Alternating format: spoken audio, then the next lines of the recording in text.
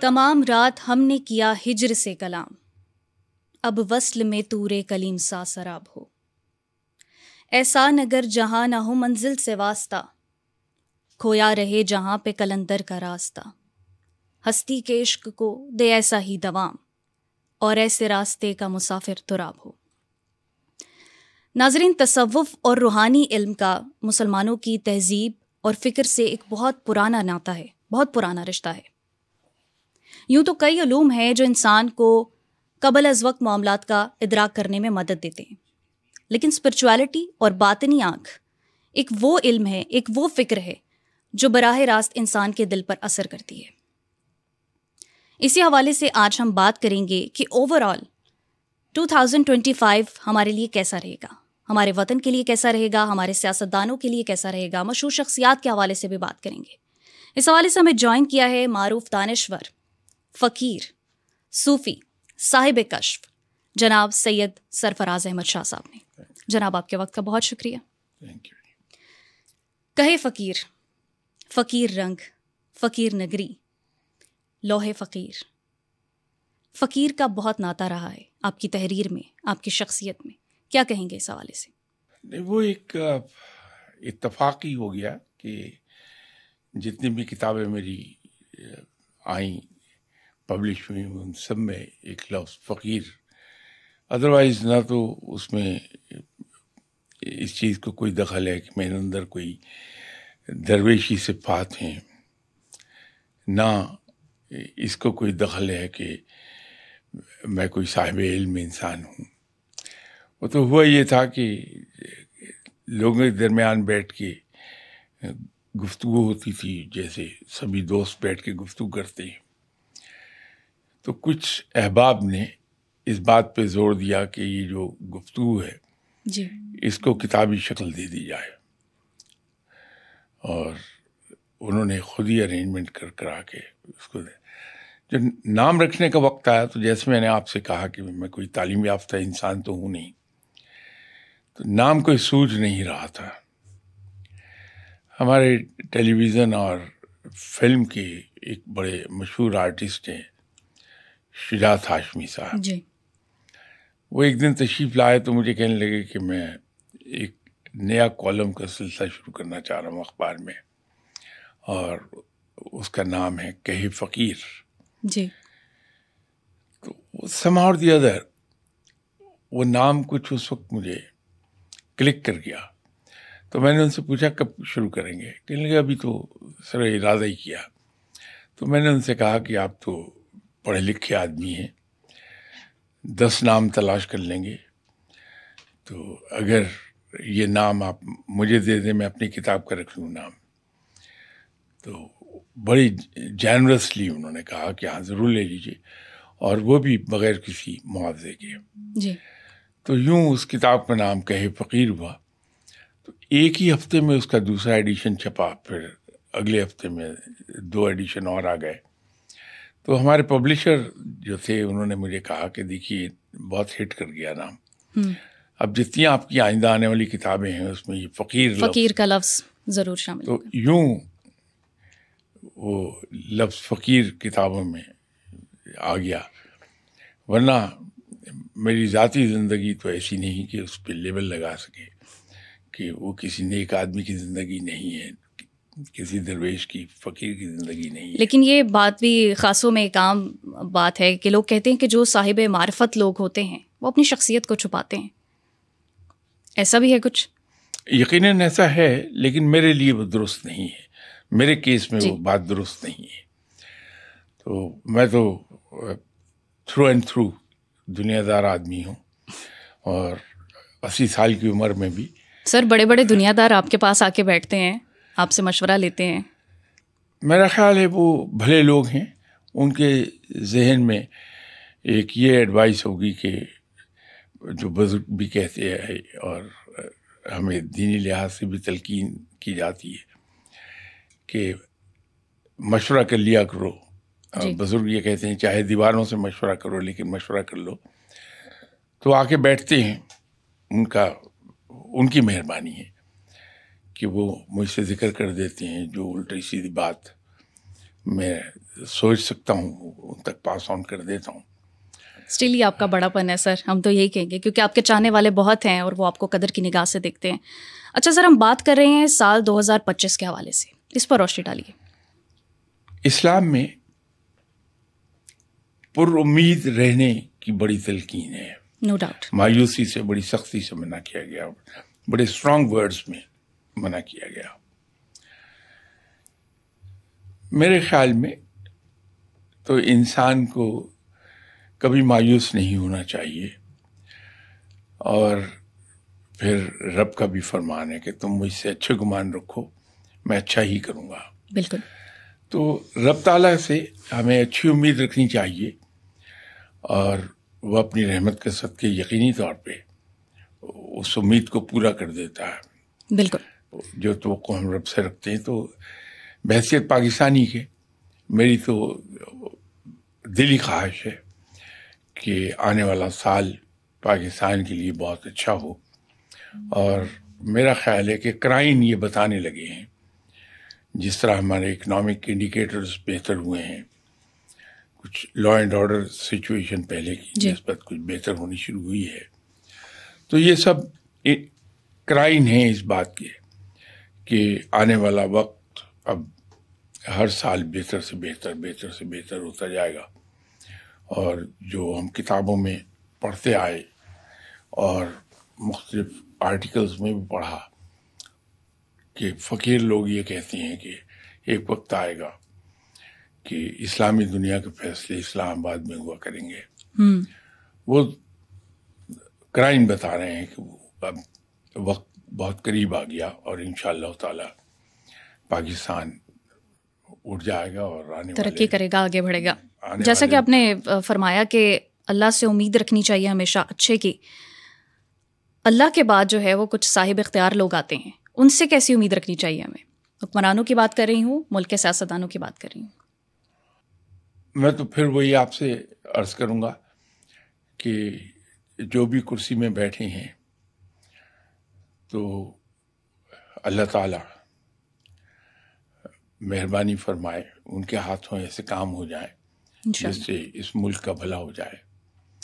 اور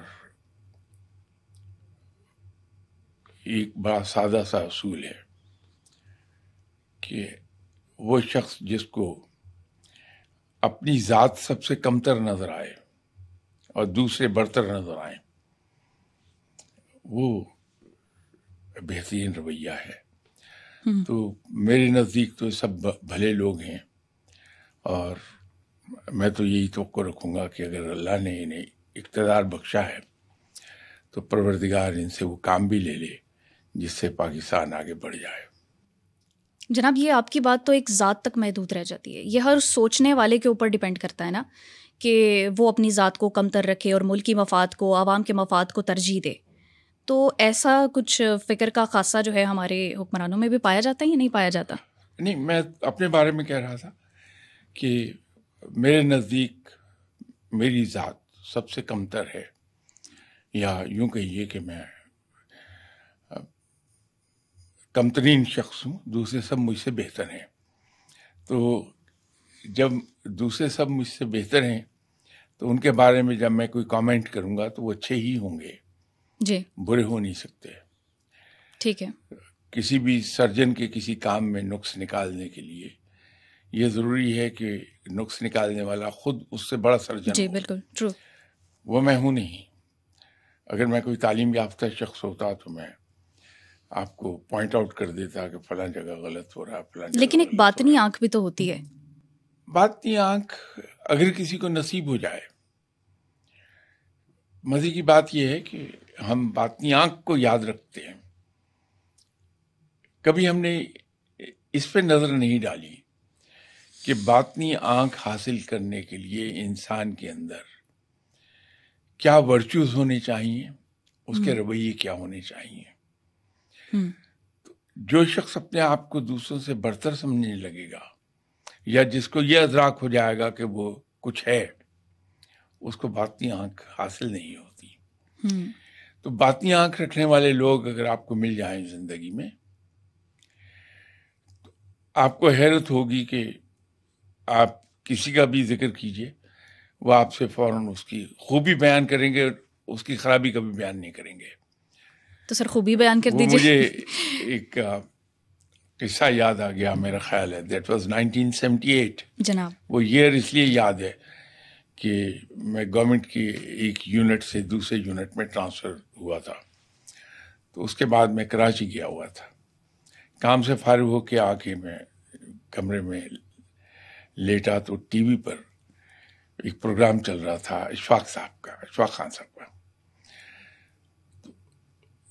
معلوم نہیں کب سے شروع ہوا ہوگا, لیکن جب میں نے سوئچ آن کیا ٹی وی کو تو وہ ایک بات سنا رہے تھے کہ میری ایک بوا تھی, ان کا کمال یہ تھا کہ انہوں نے کبھی کسی شخص کی برائی نہیں کی تھی. اچھا. کسی کو برا نہیں کہا تھا. تو ہم کزنز دونوں اسکول میں پڑھتے تھے تو آپس میں ہم بات کیا کرتے تھے کہ یہ بوا کبھی کسی کو برا نہیں کہتی. تو پلان یہ تھا کہ کسی طرح بوا کی زبان سے برائی نکلوائی جائے کہ کسی کو برا کہہ دیں. کوئی ایسا موقع نہیں ملا. تو ایک دن اسکول سے نہر کے ساتھ ساتھ پگڈنڈی پہ چلتے آ رہے تھے تو ہمارے ایک کزن نے کہا کہ لو آج بوا نے برا کہا ہی کہا. اچھا. تو ہم نے کہا کیسے؟ انہوں نے کہا یہ بتاؤں گا نہیں, وہاں چلیں گے بوا کے گھر تو پتہ لگے گا. تو گھر گئے, کھانا وانا کھا کے آرام کر کے اٹھ کے شام کو ہم اپنی بوا کے گھر گئے. تو ہمارے وہ کزن جا کے کہنے لگے کہ بوا یہ شیطان بہت برا ہے, لوگوں کو نیکی سے روکتا ہے. کہنے لگے ہمیں شدید حیرت ہوئی جب جواب آیا کہ نہ بیٹا اس کو برا نہ کہو, وہ تو بہت اچھا ہے کہ اپنی ڈیوٹی واہ بڑی تندہی سے پوری کرتا ہے. تو یہ جو باطنی آنکھ کا آپ کہہ رہی ہیں, جن لوگوں کو اللہ تعالیٰ نے باطنی آنکھ عطا کر دی, خواہش میری بھی ہے کہ میں بھی کوئی نیک ہو جاؤں, لیکن جن لوگوں کو باطنی آنکھ اللہ نے عطا فرمائی ہے, آپ کچھ کر لیجئے وہ اللہ کے کسی بندے کو برا کہیں گے ہی نہیں. No doubt. یہ کمال ہے اس لیے کہ باطنی آنکھ انسان کو مل نہیں سکتی جب تک کہ حقوق اللہ تو ادا کرتا ہی کرتا ہے, لیکن معاملات زندگی میں دوسروں کے ساتھ اس کے رویے سنت کے عین مطابق جب ہو جاتے ہیں, جب یہ دو چیزیں کمبائن کر جاتی ہیں کہ حقوق اللہ کی ادائیگی کے ساتھ ساتھ خلق خدا کے لیے بالکل بہت بڑی بات ہے, بہت بڑی بات ہے. مجھے ایک شعر بھی اس پہ یاد آ گیا, ظاہر کی آنکھ سے نہ تماشا کرے کوئی, ظاہر کی آنکھ سے نہ تماشا کرے کوئی, ہو دیکھنا تو دیدائے دل وا کرے کوئی. بہت خوبصورت آپ نے فرمایا. لیکن شاہ صاحب ہم دیکھتے ہیں کہ کچھ لوگ باطنی آنکھ کے ہونے کا دعویٰ کرتے ہیں, تو ہم کیوں کر پہچانے انہیں؟ پہلی بات تو یہ ہے کہ جس کو دعویٰ ہے اس کے پاس کچھ نہیں ہے. ٹرو. یہ یاد رکھیے گا کہ جن لوگوں کو اللہ نے دوستی عطا فرمائی ہے, اپنا قرب عطا فرمایا ہے, وہ کبھی کوئی دعویٰ نہیں کرتے. اس لیے کہ وہ وقت کے ساتھ ساتھ اتنی عاجزی کی طرف چلے جاتے ہیں کہ وہاں ایک چیز آتا ہے, میں کچھ نہیں. دعویٰ کرنے والا کبھی نہیں ہوتا. تصوف میں ایک بات کہی جاتی ہے جی کہ فقیر دو جھوٹوں کے درمیان پایا جاتا ہے, کہ دو جھوٹ ہیں ان کے درمیان فقیر مل جائے گا آپ کو. وہ کیسے؟ ایک جھوٹ یہ ہے کہ جو کچھ نہیں وہ کہتا ہے میں بہت کچھ ہوں, وہ جھوٹ ہے. جو کچھ ہے وہ کہتا ہے میں کچھ نہیں ہوں, وہ بھی جھوٹ بول رہا ہے. تو یہ دو جھوٹ ہیں, ان دو جھوٹوں کے درمیان لپٹا ہوا فقیر آپ کو ملے گا, بہت خوب, درویش ملے گا. تو جو آدمی یہ کہتا ہے کہ میں کچھ نہیں ہوں, وہ یہ دعویٰ کہاں کر لے گا کہ میرے پاس باطنی آنکھ ہے. بہت خوب. آپ نے اپنا تعارف کرا دیا جناب. نہیں, وہ میرا تعارف نہیں ہے, میں تو آپ کے سوال کے جواب میں کہہ رہا ہوں. شاہ صاحب ہم یہ دیکھتے ہیں کہ ہماری سوسائٹی کے اندر تصوف کو, علم روحانیت کو, فلکیات کو, نجوم کے علم کو جو کم اویئر لوگ ہیں، جن کو اویئرنیس نہیں ہے، وہ گڑبڑ کر دیتے ہیں. ان کو کوئی بھی مسئلہ، کوئی بھی پریشانی آتی ہے، وہ کسی بھی پیر فقیر عامل کے پاس چلے جاتے ہیں، نہ اتا پتہ کرتے ہیں، نہ جانتے ہیں کہ وہ کتنا قابل ہے، بس کسی کے پیچھے جو ہے وہ چلے گئے. اس پر روشنی ڈالیے. لوگوں کو کس طرح سے اس بات کا علم ہونا چاہیے، کس طرح سے آگاہی ہونی چاہیے کہ کون ہے جو صحیح انسان ہے ان کے روحانی علاج کے لیے یا جسمانی علاج کے لیے، جس کے لیے بھی وہ چاہ رہے ہیں رابطہ کرنا. ایک تو میں نے عرض کی کہ جہاں کوئی آدمی آپ کو دعویٰ کرتا نظر آئے کہ میں یہ ہوں، سمجھ لیجئے وہ کچھ نہیں ہے. پہلی بات تو یہ ہے. دوسرا، جب آپ کسی ایسے آدمی کے پاس جا کے بیٹھتی ہیں، چاہے 2 منٹ بیٹھیں، وہ جو ذکر الہی کرتا رہتا ہے، اس کا قلب ذکر الہی میں مصروف رہتا ہے، جی، اس کے نتیجے میں اس آدمی سے کچھ ایسی وائبس نکلتی ہیں جو کافی فاصلے تک اثر کر جاتی ہیں. تو اس سے ملنے کے بعد ایک تو آپ کو سکون بڑا حاصل ہوگا، آپ کو لگے گا بہت لائٹ قلبی سکون. دوسرا، اس کلام الہی جس کا وہ ذکر کرتا ہے، اس کی وجہ سے اس کے اندر ایک عجیب سی کشش ہوتی ہے کہ میں بار بار ملوں اس سے. یہ تو امیڈیٹ ہے کہ آپ گئیں، جا کے آپ اس کے پاس بیٹھیں تو آپ کو ایک احساس ہوا، خود آپ کے اندر سے آواز اٹھتی کہ یہ بندہ نیک ہے. ایک لانگ ٹرم ٹیسٹ ہے کہ جب آپ کسی ایسے آدمی سے ملتی رہتی ہیں، وہ کبھی آپ کو نصیحت نہیں کرتا کہ آپ نماز پڑھیے، آپ روزہ رکھیے، آپ جھوٹ نہ بولیے، آپ فریب نہ کیجیے، کچھ نہیں کہتا. وہ آپ کی شخصیت کو ایکسیپٹ کر رہا ہوتا ہے. وہاں پہ ایک عجیب چینج آتی ہے. ایسا آدمی جو کسی نیک آدمی کے پاس بیٹھ رہا ہے کہ از خود وہ برائیاں چھوڑ کے نیکی کی طرف جانے لگتا ہے. وہ چاہتا ہے کہ مجھ میں تبدیلی آئے اس توسط سے. جی. اب وہ سب سے پہلی چینج تو آدمی میں یہی آتی ہے کہ مال دنیا کی محبت دل سے نکل جاتی ہے. 2 چیزیں ہیں نا، ایک تو ہے کہ آپ کے پاس مال دنیا ہے، ایک ہے آپ کے دل میں اس کی محبت ہے. یہ بالکل ایسا ہے کہ حضرت بہاؤالدین ذکریہ رحمۃ اللہ علیہ بہت مالدار آدمی تھے. اچھا. ایکسیسولی مالدار. ان کے ہم اکثر فقیر لوگ انہیں عام طور پہ کہتے رہتے تھے، تم کیسے فقیر ہو جو اتنی دولت ہے تمہارے پاس. جواب نہیں دیتے تھے. ایک پوسٹ کارڈ آیا ان کے نام، کسی ان کے ہم اثر فقیر نے لکھا ہوا تھا کہ کیسے فقیر ہو کہ تمہارے پاس اتنا مال و زر ہے.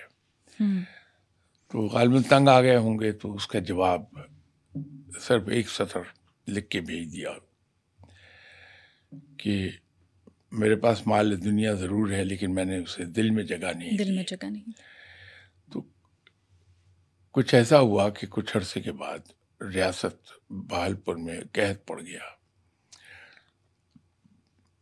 تو ملتان میں تھے حضرت بہاؤالدین ذکریہ رحمۃ اللہ علیہ. جی. تو ریاستی حکومت جب تک قحط زدہ لوگوں کو اناج دے سکتی تھی دیتی رہی. اس کے جب گوڈاؤن خالی ہو گئے تو حضرت بہاؤالدین ذکریہ رحمۃ اللہ علیہ نے اپنے گوڈاؤنس کا منہ کھول دیا کہ کوئی بھی شخص آ کے اپنی ضرورت کا غلہ لے جا سکتا ہے. تو ان سب لوگوں نے جو اعتراض کرتے تھے انہوں نے دیکھا کہ انہوں نے اپنے تمام جمع پونجی قحط زدہ لوگوں کی نظر کر دی. تو پہلی چینج آدمی میں یہ آ جاتی ہے. اور دوسرا یہ ہے کہ برائیاں چھوڑ جاتا ہے انسان. یہ کنفرمیشن ہے کہ جس آدمی کے پاس آپ جا رہی ہیں وہ اللہ کا نیک بندہ ہے اور وہ آپ کو بغیر کچھ کہے انفلوئنس کر رہا ہے اور آپ نیکی کی طرف جا رہی ہیں اپنے آپ. تو یہ ایک معمولی سی پہچان میں بتا سکتا ہوں. اور ویسے تو یہ ہے کہ جب آپ کسی شخص کے پاس جا کے بیٹھتی ہیں تو آپ کو پتہ چل جاتا ہے کہ اس کے طور و اطوار کیا ہیں. جی. تو جہاں آپ سنت کی خلاف ورزی ہوتی دیکھیں وہاں سمجھ لیجیے کہ یہاں کچھ نہیں ہے. ٹھیک. تو یہ جو فقر ہے، تصوف ہے، یہ شریعت کی مکمل پیروی میں آتا ہے، اسی ڈومین میں آتا ہے، یا اس سے کچھ الگ بھی ہے؟ یہ نہیں، یہ ہم اس کو غلط سمجھے ہیں. جی. ہم سب کا تعلق ہندو معاشرے سے ہے. ہندو معاشرے میں سادھو کو بڑی اہمیت حاصل ہے. جی. اور وہ سادھو سے توقع یہی رکھتے ہیں کہ سادھو کرامات دکھائے گا. اگرچہ چونکہ غیر مسلم ہے، اس کے ہاتھ سے سرزد ہونے والی کرامات کو استدراج کہا جاتا ہے. اچھا. ہمارے نزدیک کسی بھی شخص کے صاحب علم ہونے کی یا صاحب فہم ہونے کی، فقر ہونے کی علامت یہ ہے کہ اس سے کرامات کتنی سرزد ہوتی ہیں یا اس سے ہمیں کتنا فائدہ ملتا ہے. جی. دعائیں اس کی کتنی قبول ہوتی ہیں. حالانکہ دعا سننے والا، قبول فرمانے والا اور پوری کرنے والا تو رب ہے. نو ڈاؤٹ، بے شک. اور کسی میں جرت نہیں کہ اس کے یہ کہہ سکے کہ یہ دعا سن لے. فقیر بھی اگر وہ صحیح معنی میں فقیر ہے تو آپ کے لیے اللہ ہی کے حضور گڑ گڑا رہا ہے. اور یہ سوللی پریروگیٹو رب کا ہے کہ وہ اس دعا کو قبول کرے یا نہ کرے. تو اس کو معیار ہم نہیں بنا سکتے. کرامات کا یہ ہے کہ اگر کسی فقیر نے کبھی کرامت دکھانے کی کوشش کی تو رسوا ہو گیا. اچھا. کرامت دکھائی نہیں جاتی، کرامت سرزد ہو جاتی ہے. سرزد ہو جاتی ہے. خوبصورت. تو اس کو آپ معیار نہیں بنا پائیں گے. معیار یہی ہے کہ کسی شخص کی زندگی قرآن اور سنت سے کس حد تک مطابقت رکھتی ہے. ٹھیک ہو گیا. شاہ صاحب، فقیر ذات، فقیر صفت لوگ ہمارا معاشرہ کیوں سمجھتا ہے کہ وہ جو ظاہری طور پر سوٹڈ بوٹڈ نہ ہو، کوئی اچھے پروفیشن سے تعلق نہ رکھتے ہوں، چھپ چھپا کے رہتے ہوں، جنگلوں میں، بیابانوں میں رہتے ہوں، یہ والا جو پرسپیکٹیو ہے لوگوں کا، یہ کیوں سیٹ ہو گیا ہے؟ کیا فقیر ذات کے جو لوگ ہوتے ہیں وہ سوٹڈ بوٹڈ بھی ہوتے ہیں، اچھے پروفیشنز میں بھی ہوتے ہیں؟ اس بارے میں بتائیے. میرے خیال میں اس کی دو وجوہات ہیں. ایک تو میں نے ابھی آپ کے سامنے پیش کی کہ چونکہ ہم ہندو سے مسلمان ہوئے ہیں، ہمارے اوپر ابھی بھی ہندو معاشرے کا اثر بہت ہے. جی. تو وہاں سادھو وہ ہمیشہ کم سے کم لباس میں ہوگا. جی. اور بال لمبے لمبے ہوں گے، میل سے جٹائیں بن گئی ہوں گی. تو ہمارے ذہن میں کسی فقیر کا تصور یہی ہے کہ اگر کوئی صاحب معرفت ہے تو اس کا حلیہ یہی ہوگا. اور دوسرا اس کے اندر ایک اور کنٹریبیوٹری فیکٹر تھا کہ انسانی فطرت میں ہے، جب وہ دنیا کے ہاتھوں، لوگوں کے ہاتھوں چوٹ کھاتا ہے تو کنارہ کشی اختیار کر اس وقت وہ لوگوں سے کنارہ کشی اختیار کر کے رب کی طرف بڑے اخلاص کے ساتھ رجوع کرتا ہے. جی. تو جب وہ ایسا آدمی جو دنیا کا ٹھکرایا ہوا ہے، وہ لا تعلقی کے اظہار میں اپنا گیٹ اپ اس قسم کا کر لیتا نہیں کر نہیں لیتا، وہ پرفورس ہو جاتا ہے کہ اس کے ذرائع محدود ہو جاتی ہیں. اس کے پاس لیونگ کے وہ ذرائع نہیں ہوتے کہ اپنے آپ کو بنا سنوار کے. ورنہ یہ دیکھیے کہ رب تعالیٰ تو بڑا باوقار ہے، رب تعالیٰ بڑا پاک صاف ہے، اس کو پاکیزگی بہت پسند ہے. یہ کیسے ممکن ہے ایک آدمی جو مہینوں نہایا نہیں ہے، داڑھی مونچھ اور سر کے بال بے تحاشا بڑھے ہوئے ہیں، نہ نہانے سے میل کی وجہ سے وہ جڑ گئے ہیں آپس میں، لباس جسم پر انتہائی مختصر ہے یا ہے ہی نہیں. رب تعالیٰ بڑا خوش گفتار ہے، بے شک. اور ایسا آدمی اس کی زبان سے جو الفاظ میں نکل رہے ہیں، پارلیمنٹری اور ان پارلیمنٹری، تو ایسا آدمی رب کا دوست کیسے ہو سکتا ہے؟ ایک بڑی سادہ سی بات ہے کہ رب تعالیٰ بڑا باوقار ہے, بالکل, بہت خوش گفتار ہے, بہت پاک صاف ہے. یہ تصوف کے رنگ ہیں ناظرین, یہ تصوف کے رنگ ہیں. اچھا شاہ صاحب, ہم بات کر رہے ہیں سال 2025 کے حوالے سے, تو سیاست دانوں کے حوالے سے میں پرٹیکولرلی پوچھنا چاہوں گی کہ جو قیدی جیل میں ہیں ان کا کیا مستقبل آپ دیکھ رہے ہیں؟ نہیں, وہ شاید کچھ عرصے کے بعد, میں یہ نہیں کہہ رہا جلد, میں کچھ عرصے کے بعد کہا, آ جائیں گے جیل سے. ٹھیک. اور تو حکومتی معاملات میں کوئی پیش رفت ہوگی, کوئی مذاکرات کی طرف بات چیت بڑھے گی, وہ سیدھا تخت پہ آئیں گے, کیا معاملات ہوں گے؟ نہیں, میرا خیال ہے پاور میں آنے میں ابھی ان کے کافی وقت لگ جائے گا. اوکے. آپ جیسا کہ کہہ رہے ہیں کہ عمران خان صاحب کو پاور میں آنے میں وقت لگے گا, بشرا بی بی تو اس وقت جو ہیں وہ بھی پاور شو کرنے کے پورے موڈ میں تھیں, اس حوالے سے کیا کہیں گے؟ ان کا کوئی سیاسی منظرنامہ آپ کے سامنے آتا ہے؟ ان کے بارے میں کہا یہی جاتا, نیک خاتون ہیں اور اللہ کی راہ پہ چلتی ہیں. ایسے لوگ حکومت کی خواہش نہیں کیا کرتے. ٹھیک. اور اگر کر لیتے ہیں تو نہیں, کبھی کریں گے نہیں, اس میں اگر والی بات ہے نہیں. فیصلے لینے پڑ جاتے ہیں, جیسا کہ وہ جیل میں ہیں عمران خان صاحب, اور آپ کہہ رہے ہیں کہ کچھ عرصے تک ابھی ان کے سیاست میں اس طرح سے آنے کے امکان بھی نہیں ہے, تو کسی کو اسٹیپ تو لینا پڑے گا. دیکھیے, کرسی میں آ کے بیٹھنے کی خواہش کرنا اور ہے, جی جی, اپنے ہسبینڈ کو ڈیفینڈ کرنا اور اپنے ہسبینڈ کے لیے کام کرنا, وہ تو بڑی خوبی کی بات ہے. ٹھیک ہو گیا. اگر وہ اپنے ہسبینڈ کے لیے کام کر رہی ہیں تو اس سے اچھی اور کوئی بات نہیں ہے. ہر وفادار بیوی سے تو کوئی یہی ہے. نواز شریف صاحب جس زمانے میں جیل میں چلے گئے تھے تو ان کی بیگم صاحبہ, باوجود اس کے کہ وہ کبھی پریکٹیکل پالیٹکس میں نہیں رہی, انہوں نے آ کے سڑک پر بہت سپورٹ کی تھی اپنے ہسبینڈ کی. ایسا ہی, اور اس کو سراہا جانا چاہیے, بہت اچھی بات ہے. ٹھیک. تو مسلم لیگ نواز کے حوالے سے آپ کیا کہیں گے؟ ان کا کیا مستقبل دیکھتے ہیں؟ نواز شریف صاحب تو میرا خیال ہے ایٹ ہز اون ذہن میں فیصلہ کر چکے ہوئے ہیں کہ شاید وہ پریکٹیکل سیاست میں نہ آئیں.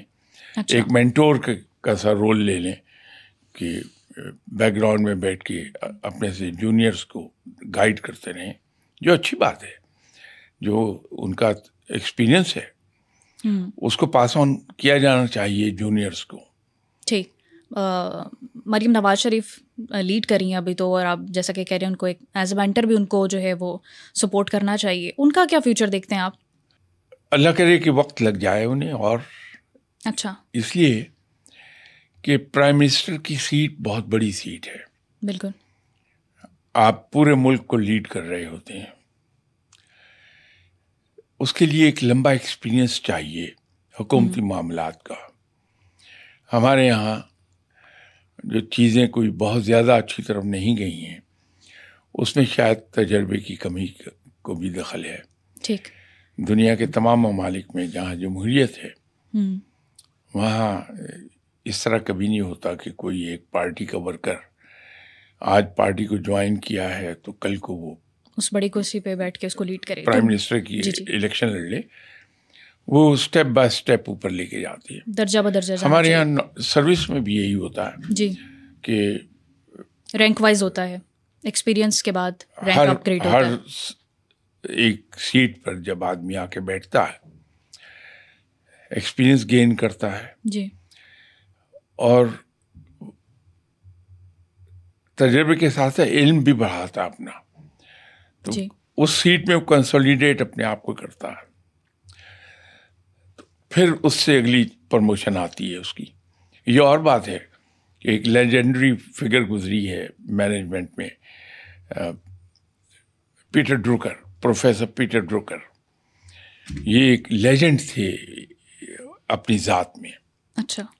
ابھی کچھ سال پہلے ان کا انتقال ہو گیا.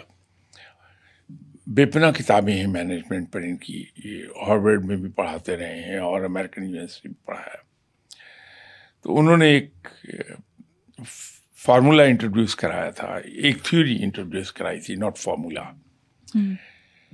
اور وہ دنیا میں اتنا ایکسیپٹ ہوا کہ اس تھیوری کا نام پیٹرز لا آف انکمپیٹنس رکھ دیا گیا. واہ. پروفیسر پیٹر ڈروکر کے مطابق ہم میں سے ہر آدمی ساری عمر انکمپیٹنس کے لیول پر ہی رہتا ہے. اچھا، وہ کیسے؟ آج اس نے ایک آرگنائزیشن کو جوائن کیا ایز اے کلارک. اس کو ایز اے کلارک کام نہیں آتا. وہ اس ادارے کے ایکسپینس پر ایکسپیرئنس گین کر رہا ہے کہ اس کو سیلری، پریولیجز، فیسلٹیز سب مل رہی ہیں. وہ ادارہ اس میں انویسٹ کر رہا ہے. جی. تو 3-4 سال 5 سال کے بعد جب وہ کام سیکھ جاتا ہے اور اس کی آؤٹ پٹ آنی شروع ہوتی ہے تو ظاہر ہے وہ آؤٹ پٹ اچھی ہوتی ہے. تو ادھر اس کی اچھی آؤٹ پٹ آنی شروع ہوئی، ادھر اس کے باس نے اسے ریکمینڈ کر دیا فار نیکسٹ پروموشن. وہ ہیڈ کلارک بن لیا. پھر اس کے سیکھنے کا عمل شروع ہو گیا اور ادارہ انویسٹ کیے جا رہا ہے اس میں. جب اس میں ایکسپیرئنس گین کر گیا تو بجائے اس کے کہ اس کے تجربے سے فائدہ اٹھا کے اس کے کنٹریبیوشن سے فائدہ لیا جائے، اس کو اس سے اگلی پوزیشن پہ کر دیا. تو رفتہ یہ ایک نہ ختم ہونے والا تسلسل ہے. اور کہتے ہیں کہ انسان تو قبر تک جو ہے وہ سیکھنے کے مراحل میں رہتا ہے. تو یہ آدمی پھر ادھر ریٹائرمنٹ پہ چلا جاتا ہے. اس وقت تک وہ انکمپیٹنٹ ہی رہتا ہے. تو پاکستان میں اگر ہم گہری نظر سے دیکھیں تو یہ پیٹر ڈروکر کی تھیوری بڑی کار فرما نظر آتی کہ ہم لوگ ساری عمر انکمپیٹنس کے لیول پہ ہی رہ کے گزار دیتے ہیں. شاہ صاحب، وقت قلیل ہے. ہم چونکہ پروڈکشنز کے حوالے سے سال 2025 کے حوالے سے بات کر رہے ہیں تو ہم اسپیسیفکلی بات کریں گے. کہنے والوں کا کہنا ہے کہ 2025 میں الیکشنز نظر آ رہے ہیں. آپ کیا کہتے ہیں؟ دیکھیے، پریڈکشنز میری فیلڈ نہیں ہے اور میں آئندہ کی بات کہنے سے حت الوسع گریز کرتا ہوں. میں یہ نہیں کہہ رہا، میں نہیں کہتا. ٹھیک. کئی جگہوں پہ پھنس جاتا آدمی، کچھ نہ کچھ کہنا پڑتا، انسان ہے نا.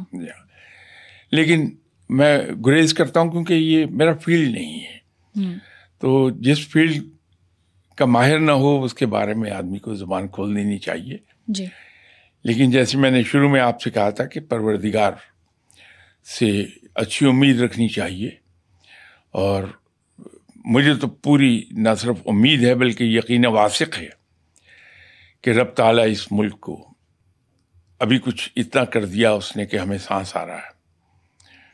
آپ کی اکانومی کے انڈیکیٹرز امپروو کر گئے ہیں اور یہ غیب سے ہی مدد آئی ہوئی ہے. اگر اس کا کریڈٹ کسی کو نہیں دینا چاہوں گا، لیکن اگلے 2-3 سال میں پاکستان بڑی تیزی سے اوپر کو جا رہا ہوگا. یہ معاشی استحکام جو ہے یہ سیاسی استحکام کی وجہ سے ہے یا اس سیاسی استحکام کی وجہ سے معاشی استحکام آئے گا؟ اس پر بھی ذرا روشنی ڈالیے. مزید یہ بھی بتائیے گا کہ سال 2025 میں ٹیررزم کے حوالے سے کیا امکانات ہیں؟ کیا پاکستان پرامن ملک رہے گا؟ دیکھیے، ٹیررزم ایک ایسی چیز ہے، دنیا کی سب سے پاورفل فوج بھی